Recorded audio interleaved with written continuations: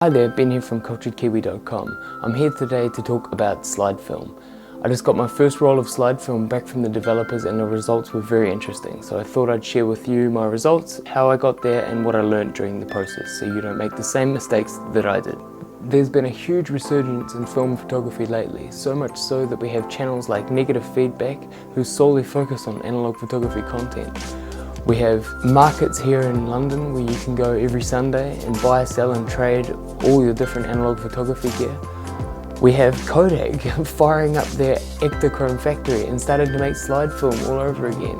And they wouldn't do that unless there was a demand. So by making content like this, I hope I can help you, whoever's out there, thinking about taking up shooting slide film and produce some better results. So a few months back I picked up the Olympus OM1 and since then I've been shooting black and white film, colour film and now slide film through it.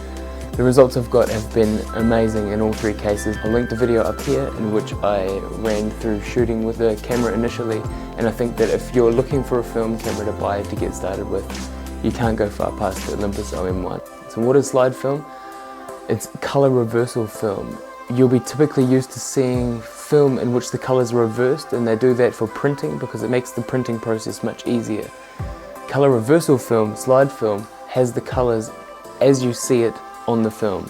So what you see on the day is exactly what's on the film, and it's used to put straight into a projector. The advantages of shooting slide film: the colours are fantastic, contrast, sharpness, grain, all of this is much improved over regular colour film. Secondly, when you get the image back, you get the negatives back. They are exactly as you see it. What you see is what you get. Slide film is great for archiving your images. We've all had a look through the grandparents' box of slides that they used to bore us with when we were younger.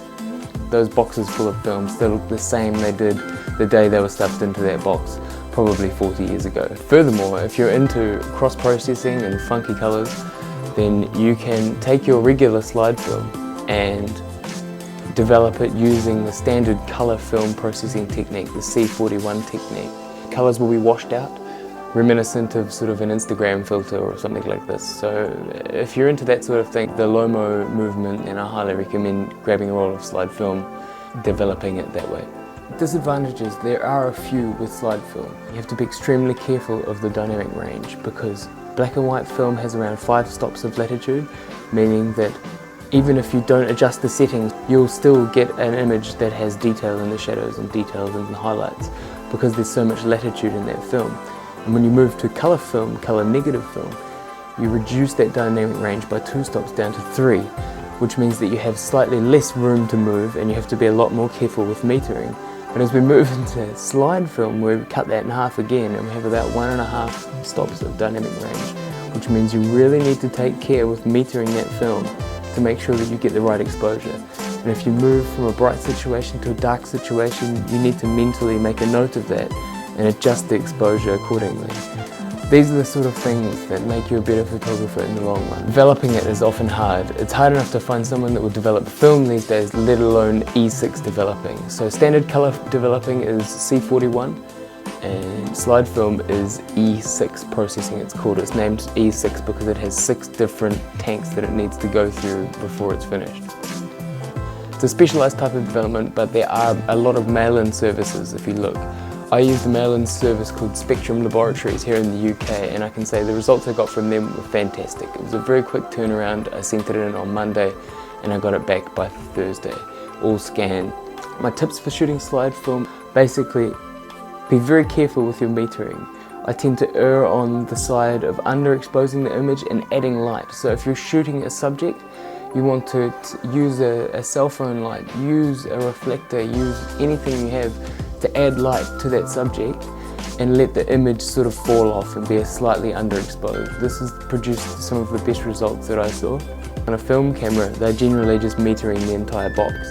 And in that case, if you've got a split scene where you've got a dark and a bright situation like a horizon or a sunset or something like this, then you need to make a decision. You need to decide whether you're going to underexpose and get more detail here and lose detail in the sky, or vice versa. You need to get the detail in the sky and get a black foreground. In the beginning, I recommend bracketing your images, and then when you get the photos back, you can then make a better decision about in future how you're going to capture that scene. And that's it. A short video is a good video. And remember, if you're into shooting film at all, then I highly recommend you pick up some slide film and just give a roll a try. The results will get you hooked. I know I am. If you liked the video, please hit like. If you want to see more, I've written an article at culturedkiwi.com where you can find recommendations for all the different types of film. You can subscribe if you want to see more content like this. We're putting out a video every Tuesday for Cultured Kiwi and articles on the site. Thanks for watching. I look forward to seeing you next time. Bye for now.